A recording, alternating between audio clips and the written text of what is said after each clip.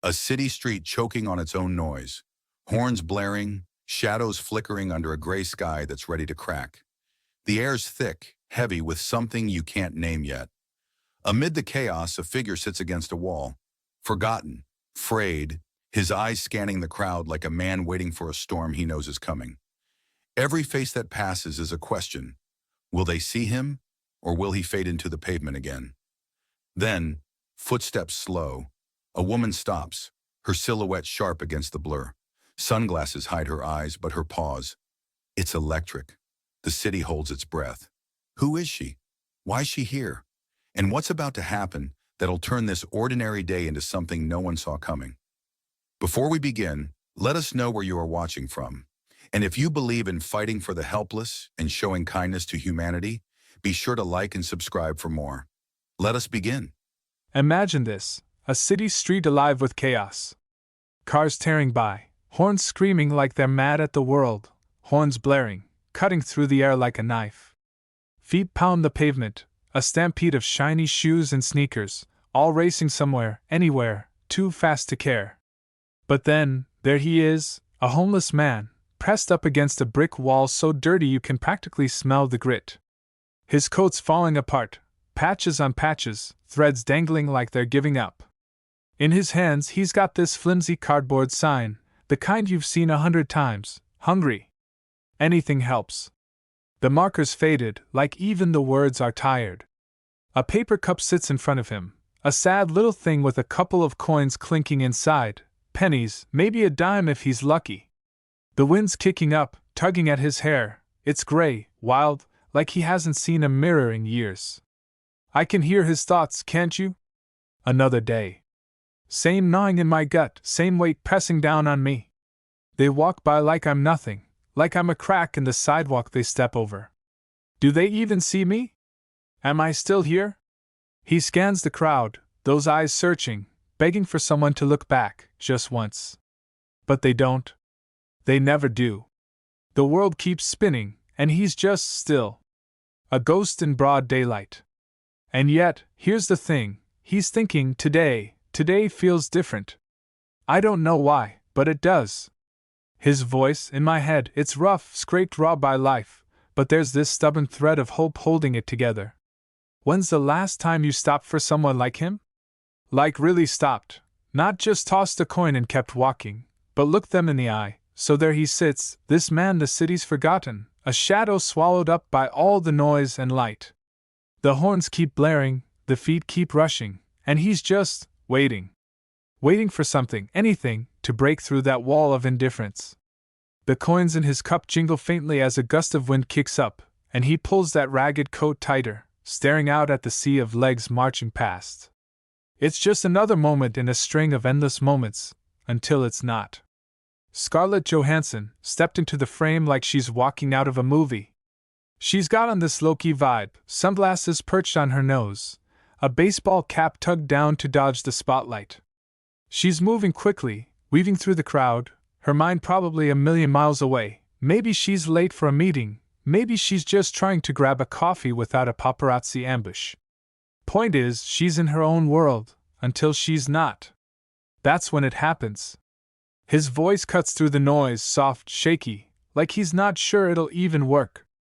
"Excuse me, ma'am," he says, leaning forward just a little, his sign rattling against the pavement.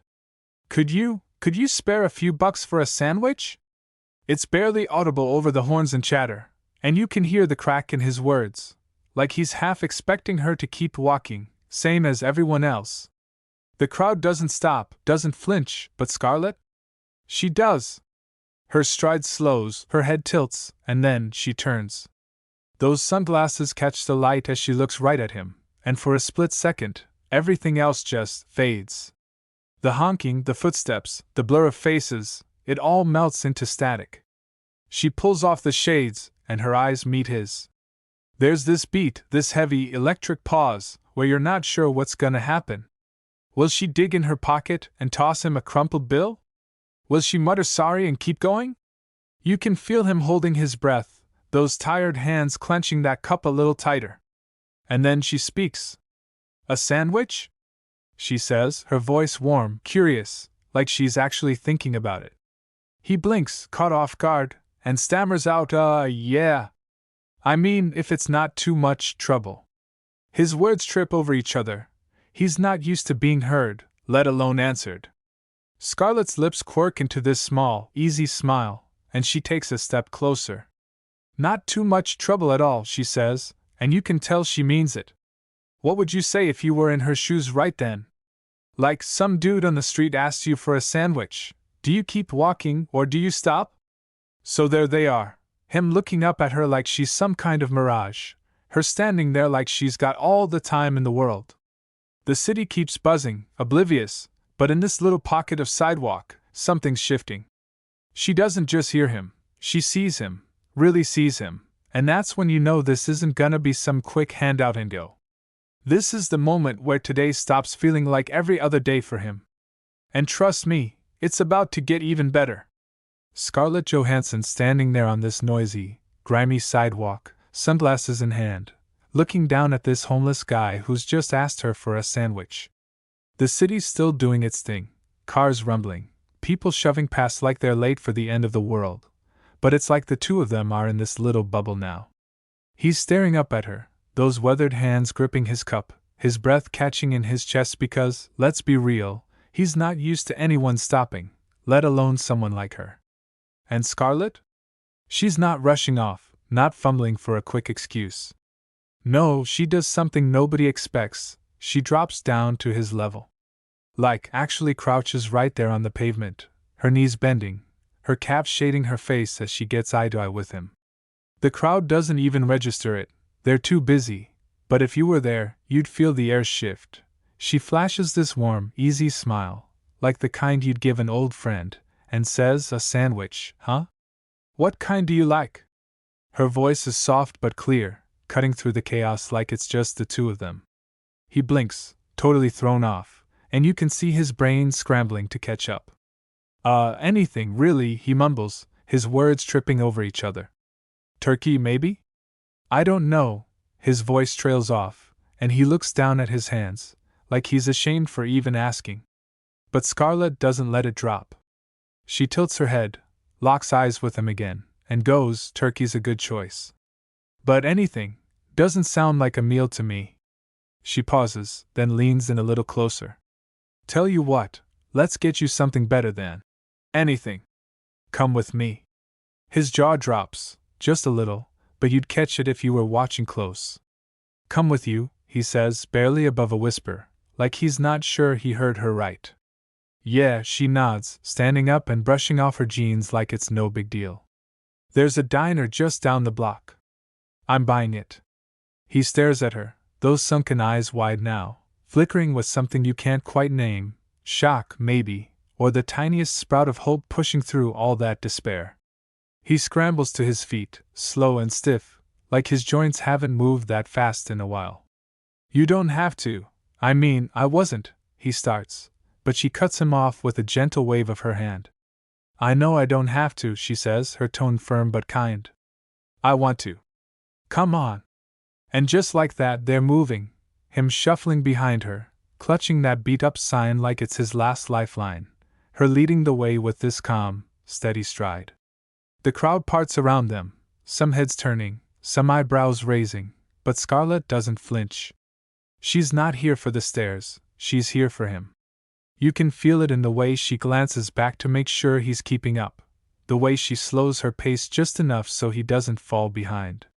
This isn't a photo or a rushed good deed, she's all in, and it's hitting him hard.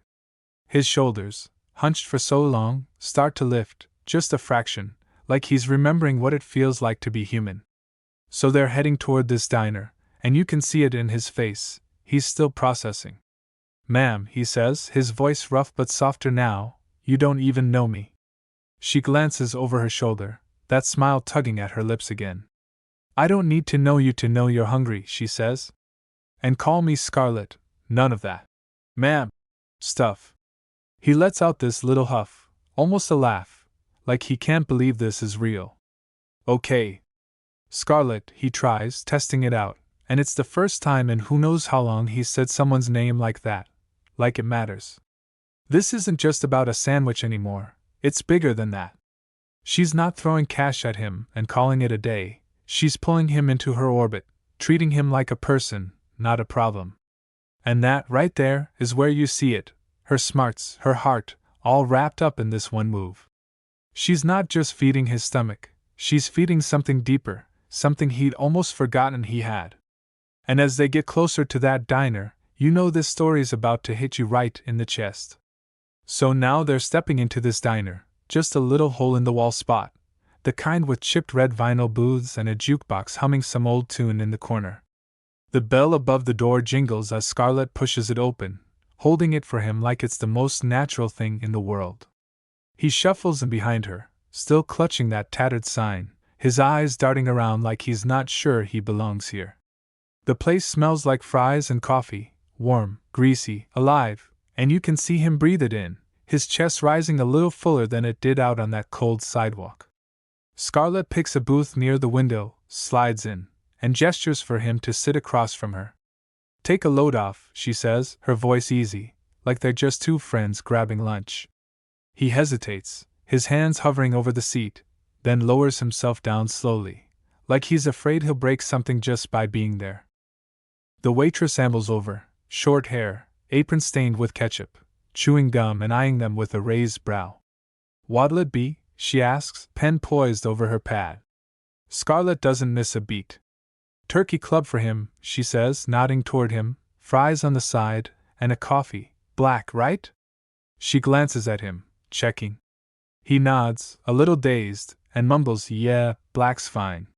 His voice is still rough, but there's a warmth creeping into it, like he's thawing out. "And you?" The waitress turns to Scarlett. "Just water for me," she replies, leaning back with that calm smile. The waitress shrugs and walks off, leaving them alone in this little bubble of quiet amid the diner's clatter, plates clinking, someone laughing too loud at the counter. He's staring at the table, fingers tracing a crack in the formica, when Scarlett leans forward. "So," she says, "what's your name?" He looks up, startled, like no one's asked him that in years. Tom," he says, almost like he's testing it out himself. "Tom." She nods, repeating it back. "Nice to meet you, Tom. I'm Scarlett." He lets out this shaky little laugh, barely a sound, really, and says, "Yeah, I figured that." She grins, and it's like the whole booth lights up. "Fair enough," she says. "So, Tom, what's your story? How'd you end up out there?" Her tone's gentle, not pushy, just curious, like she really wants to know. He shifts in his seat, rubs a hand over his stubbled jaw. It's not much of a story," he starts, voice low. "Had a job, construction. Decent one, too. Then the company folded, and I couldn't find anything else. Rent piled up, lost the apartment, just kinda snowballed from there." He stops, shrugs, like that's all there is to it, like he's summed up a whole life in a few flat sentences. But Scarlett doesn't let it drop. "That's rough," she says, her eyes steady on his. "You still looking for work?" He nods slowly. "Yeah, when I can. There's this warehouse gig I heard about, haven't had the guts to try yet." His voice dips, and you can hear the weight of that, the shame, the exhaustion. She tilts her head, considering him. "Why not?" she asks, not judging, just digging a little deeper. He sighs, looks out the window at the street he came from. "I don't know, feels like I'm too far gone sometimes." That's when the food arrives. The waitress plunks down a steaming plate of turkey club and fries, the coffee sloshing a little in its mug. Tom's hands tremble as he reaches for it, and you can see it hit him. This isn't just food, it's a lifeline.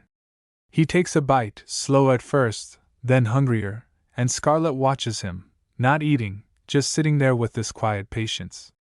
"You're not too far gone, Tom," she says after a minute, her voice firm but soft. "You're still here, aren't you? That's something." He freezes mid-bite, sandwich halfway to his mouth, and looks at her like she's just said something he's never heard before. I guess," he manages, swallowing hard, not just the food, but the lump in his throat.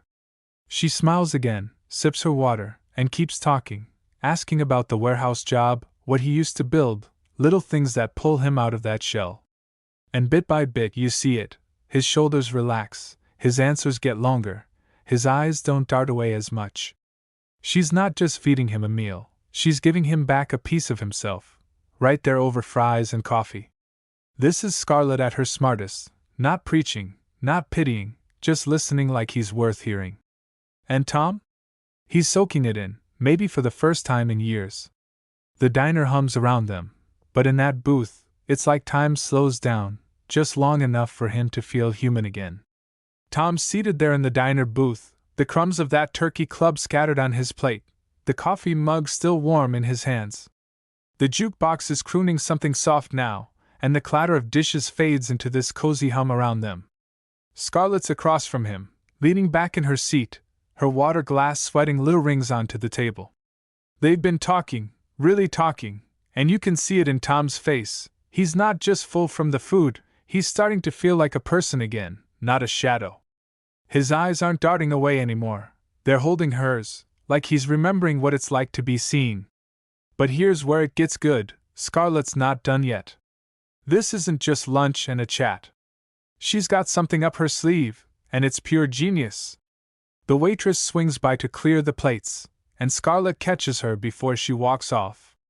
"Hey," she says, her voice low, almost a whisper, "can I talk to you for a sec?" The waitress nods, popping her gum, and leans in.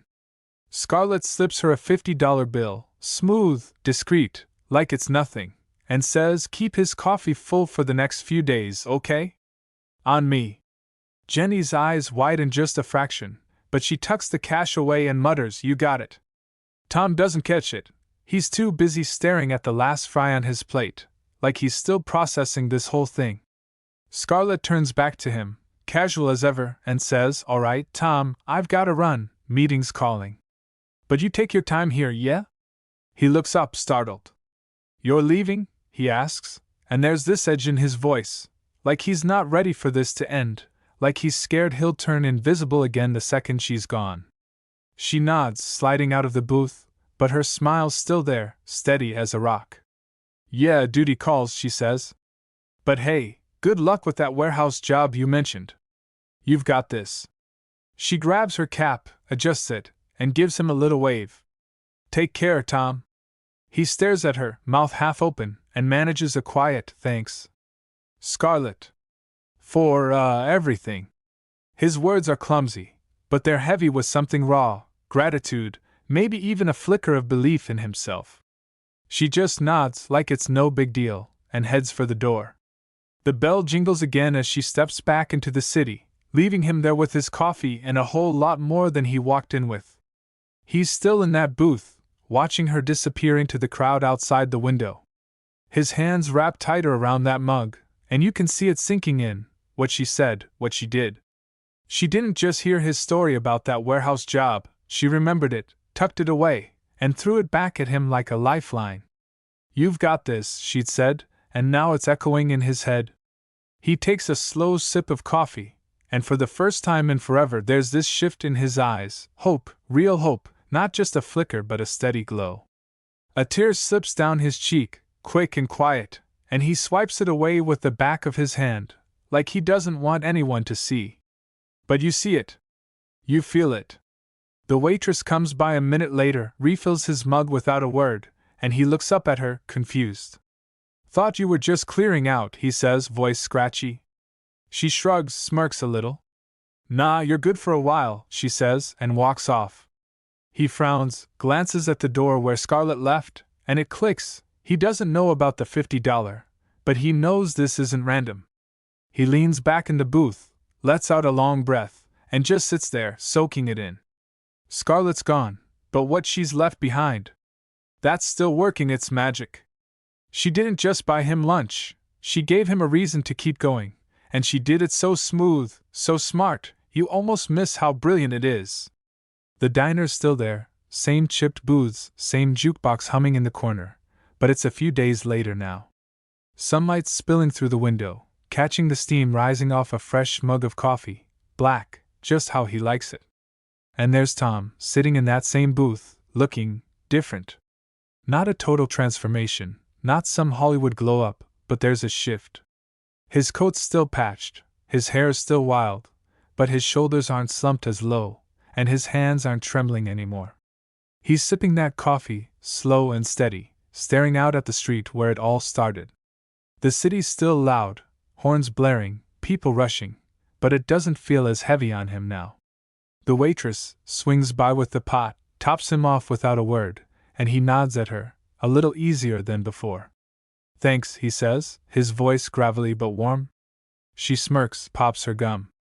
"Don't thank me," she says, and walks off, leaving him to puzzle that one out. He leans back, cradling the mug, and you can see it in his eyes. He's thinking about her. About Scarlett. That day she stopped, crouched down, looked at him like he wasn't just some ghost on the sidewalk. "You've got this," she'd said, and it's been looping in his head ever since. Turns out, it wasn't just talk. See, Tom took that warehouse job he mentioned, the one he was too scared to try for. He showed up, shaky but there, and they gave him a shot. It's not much, loading boxes, long hours, but it's something. A start. He mutters to himself, real quiet, "Guess I'm not too far gone after all." It's barely a whisper, but it's loaded, with relief, with this fragile new grit he's found. What's the smallest thing someone's done for you that ended up changing everything? Like a word, a gesture, something tiny that stuck with you? Tom takes another sip, sets the mug down, and pulls out a crumpled piece of paper from his pocket, a schedule, his shifts for the week. He smooths it out on the table, staring at it like it's proof he's real again. "Gotta be there at 8, he says to no one, just testing the words, letting them settle. The waitress overhears as she wipes down the counter, glances over with a half smile. "Sounds like you're keeping busy," she tosses out, casual but kind. He nods, almost surprised at himself. Yeah, I am." His voice catches, just for a second, and he clears his throat, sits up straighter. In life, sometimes it's not the sandwich that fills you up, it's the way someone looks at you, like you still matter. Scarlett didn't just buy Tom lunch that day, she handed him a piece of his life back, wrapped up in a turkey club and a few quiet words.